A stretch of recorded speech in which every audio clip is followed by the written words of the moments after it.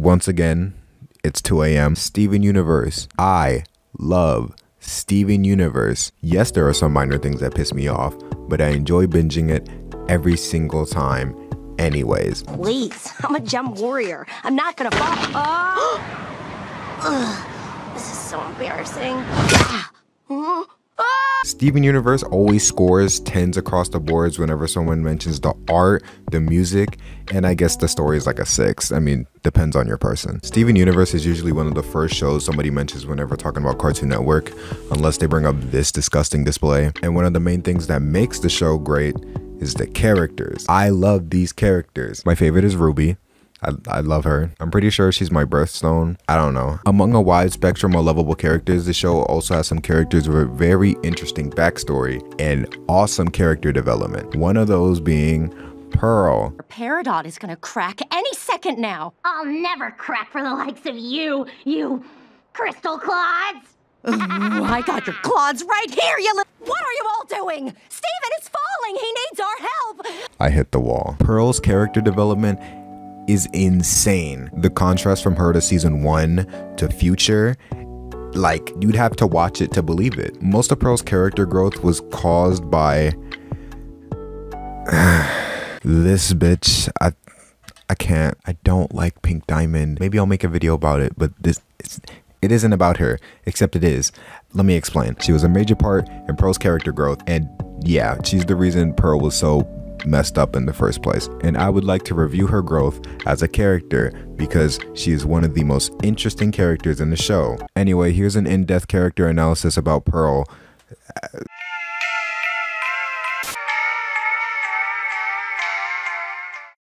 Chapter 1, The Slave. Pearl was a slave.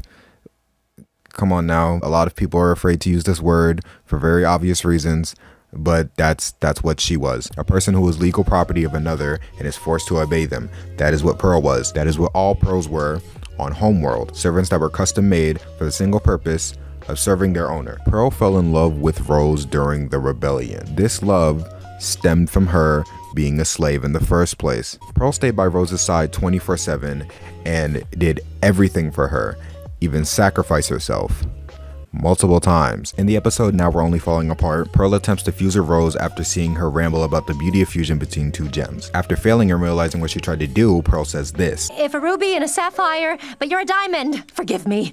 What am I doing?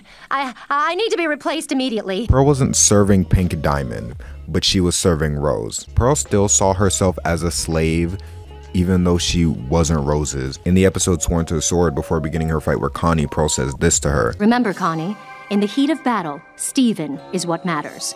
You don't matter." Also, when arguing with Steven on whether or not Connie should fight for him and not with him, Pearl says, "Why won't you just let me do this for you, Rose?" Pearl is projecting the feelings he had towards Rose onto Steven and Connie. Pearl went from a slave to a knight, which sounds good on paper, but when you watch the show... I could imagine it, if you would like me to, my diamond. She put Rose Quartz over everything. You can't understand how I feel. Both of these things aren't healthy at all. Pearl wants Connie to not fight for herself, but fight for Steven, because that is what Pearl was doing the whole rebellion. Pearl was fighting for one thing, and that was Rose. Pearl didn't care about herself, which is why she sacrificed herself. Every single time Rose was about to scrap with somebody, here comes Pearl. I have to wake up my best friend for you? Oh, go ahead, go ahead. Hey, best friend! Best friend! Get up! The dick eating is crazy. In the episode of Single Pearl Rose, Pink Diamond, notice how I put emphasis on Pink Diamond. Pink Diamond says this to Pearl: "So, for my last order to you as a diamond, please, let's never speak of this again." This is when things go downhill very quickly. Rose used her diamond authority to cast something akin to a spell on the Pearl. You know, the shit where she covers her mouth. This shit, yeah, she does that a lot. And if we're being more specific, in the episode Back to the Moon, when Ruby recaps what happened in Pink Diamond, Ruby reveals that if she saw Rose Quartz shatter Pink Diamond, and Pearl starts covering her mouth and shivering because she remembers what she was ordered to do. That and the fact that Ruby just revealed to Steven that his mom killed somebody. But you know, death, it happens. Even after Rose stopped viewing Pearl as a servant, she saw that Pearl still saw her as someone to serve, which is why she says this. You don't have to do this with me. But I want to! If we lose, we'll be killed. And if we win, we can never go home. Why would I ever want to go home if you're here? My Pearl. She saw that Pearl was still willing to serve her no matter what, and that she was madly in love with her. And she used this to make Pearl keep her little secret. Take the conversation Pearl recreates in Rose's scabbard. Y'all, look at Rose's face. That's guilt. She knows that no matter what happens, no matter the cost, Pearl is going to be right behind her, following her to hell and back. After the gem war, Rose found partners, but the thing about these partners is that they would come and go, whether Rose lost interest or they just straight up died. These partners would come and go. These partners would come and go. Why do I keep saying these partners would come and go? Pearl knew they wouldn't last, but Rose met a human that changed everything.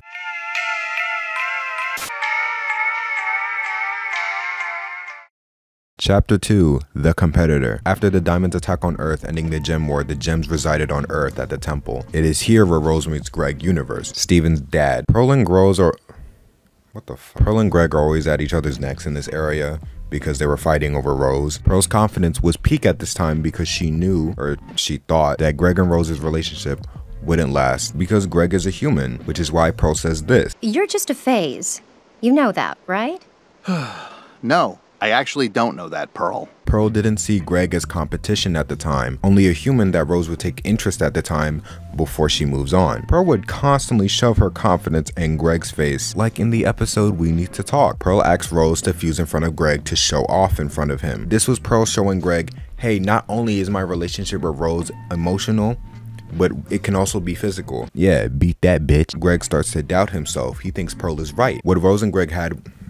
My hand hurts from holding this damn microphone. I made this font way too small. What Rose and Greg had was confusing to the both of them. But after talking, they realized that that common confusion they both shared would not make them grow apart, but make them come closer. It's at this point that Pearl starts to doubt herself. All the time she spent with Rose, the war, the corrupting light, all that for Rose to fall in love with a human. That wasn't the problem. Then what was? She fell in love with you. If I was Pearl, I would be so sick. We get a clear-cut explanation of Pearl's feelings in the episode Mr. Greg. In the song It's Over, Isn't It?, Pearl explains her jealousy. By the way, It's Over, Isn't It? Is one of the best songs in Steven Universe, and Pearl's voice actor ate that shit up. Give Dee Dee her fucking cake and flowers. Whenever anybody mentioned any, connection they had to Rose, Pearl was always right behind them, ready to one-up them. In the episode Rose's Scabbard, I know I'm using this episode a lot, it's really good, Pearl snaps on the gems because Steven says that maybe Rose kept lying a secret from her. You can't understand how I feel. None of you had what we had. She probably just wanted to protect you like everyone else. What do you know? You've never even met her. She's offended that Steven would even say this to her. If you rewatch season 1, all Pearl talks about is Rose. That's all she talked about because that's all she fought for leading up to season 2, season 3. Even in the fucking extended intro. I will fight in the name of Rose Quartz and everything that she believed in. That was her line. The dick munching is crazy. All of this is evidence for Pearl's inability to let go of the past.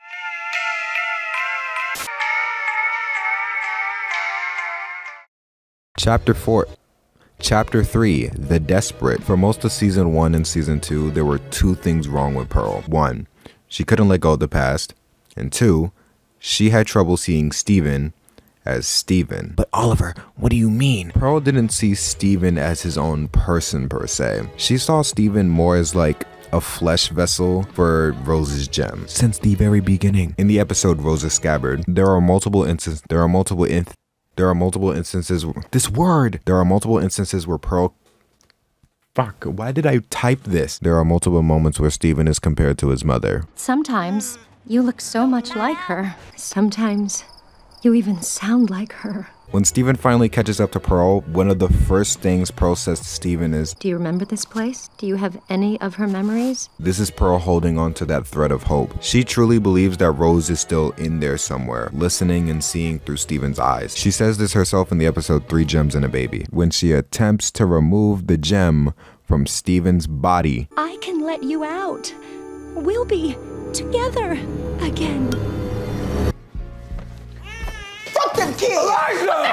But Oliver, she stops. Pearl doesn't stop because she realized Steven isn't Rose. She stops because she chooses to respect Rose's wishes to have Steven. I can't. She wanted this so much. I just don't understand why. I truly believe it's the episode Rose's Scabbard where Pearl actually starts to see Steven as Steven. Steven is sitting there watching Pearl have a mental breakdown about how much she misses Rose and what Rose would think of her now if she saw her. And Steven says, Well, I think you're pretty great. you can see it on Pearl's face. She realizes that it doesn't matter. It doesn't matter what Rose would think right now because it's about Steven. The end of this episode is beautiful. It cuts to a clip of both of them riding on Lion as the music fades and it's just Pearl and she looks down at Steven. I've heard people argue that she's looking down at Lion, but I'd like to argue that she's looking down at Steven because one, she's like, oh, I have to focus on what's in front of me right now, and that is Steven. And two, fuck you, it works better for my point. Whenever a Steven Universe fan gets asked what is the scariest episode of Steven Universe, they always bring up the Frybo episode. I'd argue it's the episode where Pearl almost gets Steven killed because she is blinded by nostalgia. I'm not making this up. There's multiple times where Pearl almost let Steven die. That's the most scared I've been since you almost let me die. But this one is the most terrifying. Yes, I'm gonna bring up the time she almost let him fall off the cliff. She's just a small being with trauma. She's bird mom. Yeah, she didn't let him die. She looked over the edge. No, she almost let him die. Pearl is Satan, and she almost let Steven die, and I fucking live for it. The episode I'm talking about is the episode Space Race. In this episode, Pearl talks about how she misses homeworlds and being in space and the cosmos, and then she decides to take Steven to space and build a rocket. She decides to build a rocket and then take Steven to space. Greg tells Steven that he's forbidden to go to space and Pearl kidnaps him anyway. This is a theme in the show. Vidalia has some books on babies I've been reading. Guys!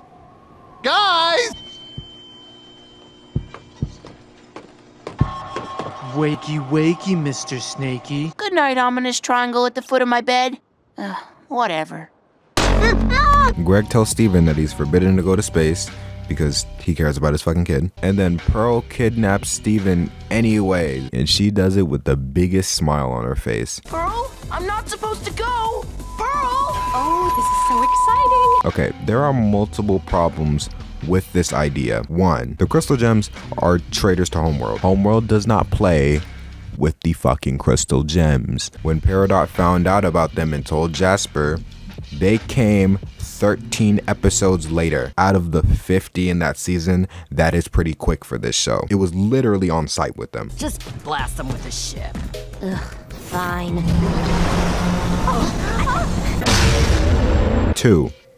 Steven has a Rose Quartz gem. This is important because 1, Rose Quartz is the leader of the crystal gem and, you know, the person that shattered Pink Diamond. And also, notice how I said a Rose Quartz gem and didn't specify that it was specifically our Rose Quartz, the one that shattered Pink Diamond. It's because during the rebellion, Homeworld poofed and bubbled every single Rose Quartz gem because they did not want Rose hiding in plain sight.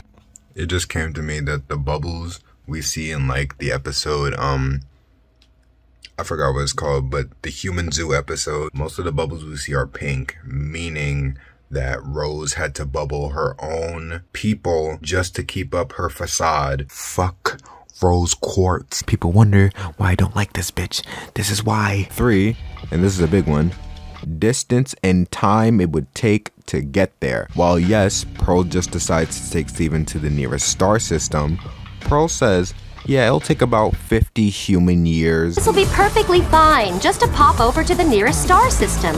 I'll give him back in 50 years. 50 years? What? I'll be dead in 50 years! Steven begged Pearl to bail, and Pearl says, We need to go, Pearl. We're not gonna make it. But we're almost there. we're almost there. We're almost there. We're almost there, y'all. We're almost there. We're almost. What do you mean almost? In this scene, Steven obviously can breathe because he's talking to Pearl, meaning they're not even in space yet. This means one of two things, and one of them is scarier than the other. One, Pearl lied just so Steven would shut up and continue with the ride anyway. And, you know, glad he didn't. Hang on tight. Or two, Pearl was so inside her own head that she didn't realize the danger she was putting Steven in. I really prefer the second option. The whole episode, Pearl only had her mind focused on one task, and that was revisiting her past. She didn't give a fuck that Steven was there. She was just using them as an excuse to revisit her past. If she did, she would have been like, oh shit, this bitch is about to blow up. Also, Steven can't breathe in space. Let's dip. And granted, yes, she does dip, but Steven has to beg her to dip. The whole episode, Pearl is damn near drooling at the fact that they're about to go revisit her past. Pearl! Oh, this is so exciting. Steven, you're gonna love it. Pearl, we can make it. I'm gonna show it to you. Just gotta know when to bail.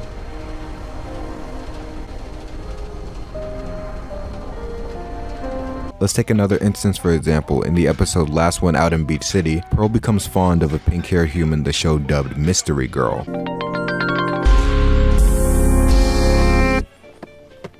Oh, hey, right there. Perfect example.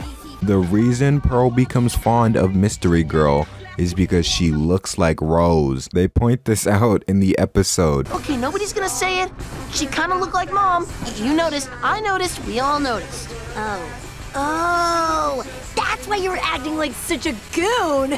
Rose was Pearl's whole world. The second Rose was gone, that's when Pearl's whole world was shattered. Rose was her strength, her inspiration, and her motivation. And with all of those gone, Pearl felt like she had nothing to fight for. Pearl felt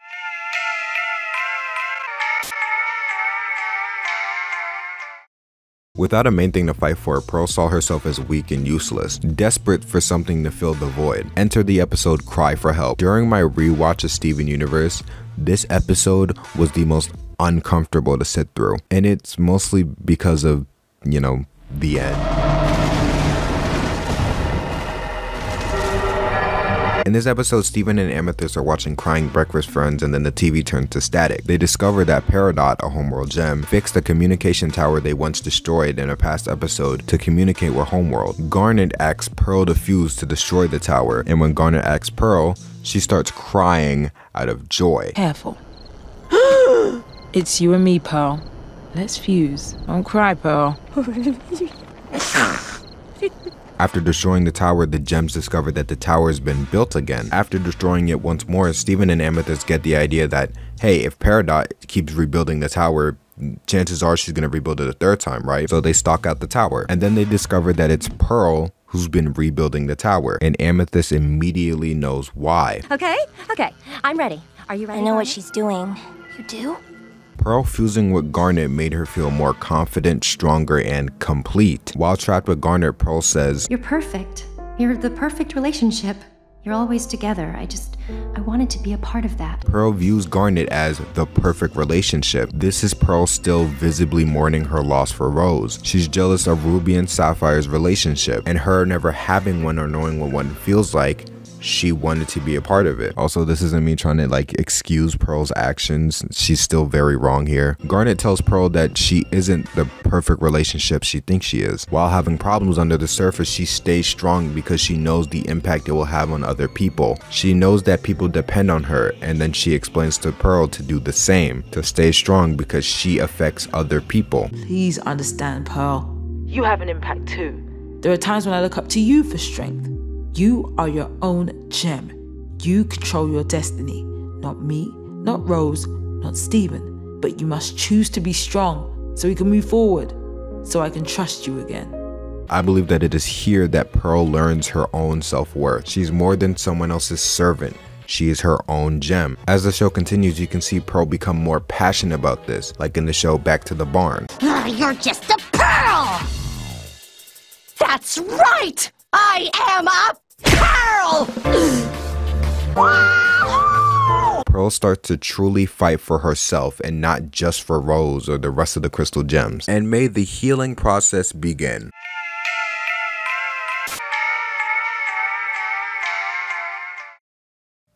Chapter 5, The Present. My change in shirt indicates that it is indeed the next day. Or night. It's the next night. It's actually a week later. I have trouble recording at night because I get sleepy, but I have to in order for my recording to not get interrupted by the Daywalkers. Anyway, it's Steven Universe. This is where Pearl's character kind of solidifies. She fights for herself. She truly believes that she's her own person and she owns it. She worked out her differences and talked about her feelings with Greg. And after Steven Universe ended, she finally stops obsessing with Rose. Damn. God damn it, Future. Unfortunately, still has problems being a white knight for Rose. In Steven Universe Future in the episode Volleyball, Pink Pearl aka Volleyball goes to Steven in hopes that he can fix their cracked eye. Since the appearance of Volleyball, fans have speculated that it was White Diamond that cracked her eye, but then they revealed that it was Pink Diamond. That bitch. How could White be so careless? Oh no, Pearl, you've got it all wrong. Pink did this. What did you say? Pearl, no. Pearl learns about this and then immediately goes to defend Pink Diamond. Destructive powers? Pink didn't have destructive powers. She was a healer. She didn't throw tantrums. She kept her feelings secret. After going back and forth in another life-threatening situation because it's Steven Universe, they fuse, and both Pearls get to see each other's side of the picture. They both get the whole puzzle. Your mother's pearls never had the whole picture. One knew your mother was trying to change, but she couldn't understand why. The other never expected her to change at all. Pearl, in my opinion, has the most interesting backstory of Steven Universe, mainly because she was a main factor in the show's big plot twist of Rose being Pink Diamond. If it was back then when only seasons 1 and 2 came out and you asked a fan of the show, hey, what do you think of Pearl? They would probably say that she's, you know, one of the most somewhat well put together like person, when in reality it's none of them. They all have a problem. But she was the one going through the most shit because of I'm just saying. So yeah, that was my analysis on Pearl. This was fun and tiring. I don't know if I'll do more characters from the show or any show that is. I'm really lazy. I have not uploaded a video essay in like almost a year. Rose Quartz, she might get this work though. Anyways, I'll see you in the next one. Gone. Fuck Rose Quartz.